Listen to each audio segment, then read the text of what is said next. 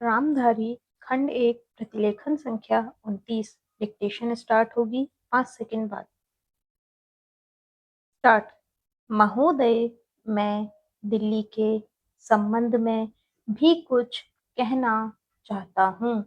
अब दिल्ली चूंकि केंद्र शासित क्षेत्र है और दिल्ली को केंद्र शासित क्षेत्र माना गया है, तो स्वभावतः दिल्ली वालों को यह आशा थी कि केंद्र से शासित होने से यहाँ पर उन्नति होगी और यहाँ के लोगों को कुछ सुविधा मिलेगी, संतोष प्राप्त होगा।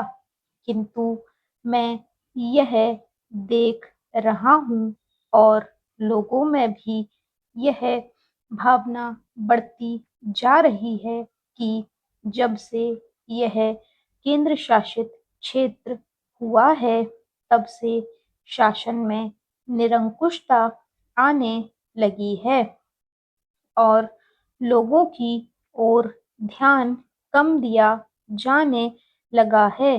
इसलिए मैं यह कहना चाहता हूँ कि दिल्ली प्रशासन के पुनर्गठन के ऊपर पुनः जोर दिया जाना चाहिए और हो सके तो उसके लिए एक समिति बैठा दी जाए और उसके लिए सोचा जाए कि दिल्ली का प्रशासन किस तरह का होना चाहिए।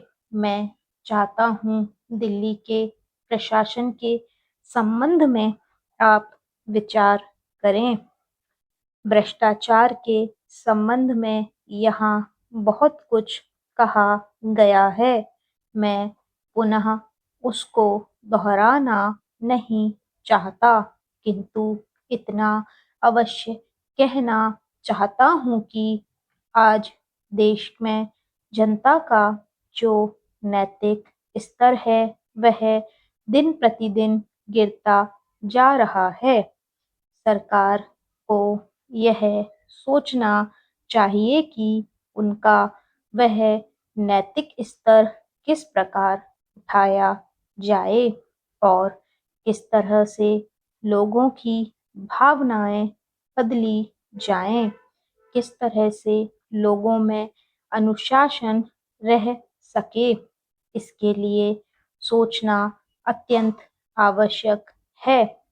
हम जब भ्रष्टाचार की बात कहते हैं, तब यह तो सभी मानते हैं कि भ्रष्टाचार है और इसमें कोई दो राय नहीं है कि भ्रष्टाचार मौजूद है। छोटे से अधिकारी से लेकर बड़े अधिकारी तक यह फैला हुआ है। भ्रष्टाचार केवल प्रशासन में है, ऐसी बात नहीं है, वरन यह लोगों में भी फैला हुआ है।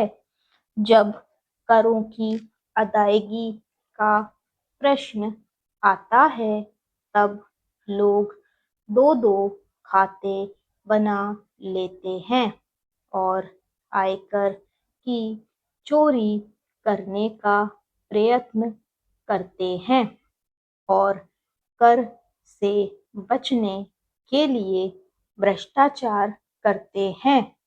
जैसे बगैर दोनों हाथ के ताली नहीं बज सकती, ठीक वही बात भ्रष्टाचार के संबंध में लागू होती है। भ्रष्टाचार के निवारण के लिए जितना अधिकारियों का कर्तव्य है, उतना कर्तव्य जनता का है। अधिकारियों को तो सतर्क रहना ही चाहिए, क्योंकि यह जो संसद है, वह कानून बनाकर उनके हाथ में दे देती है।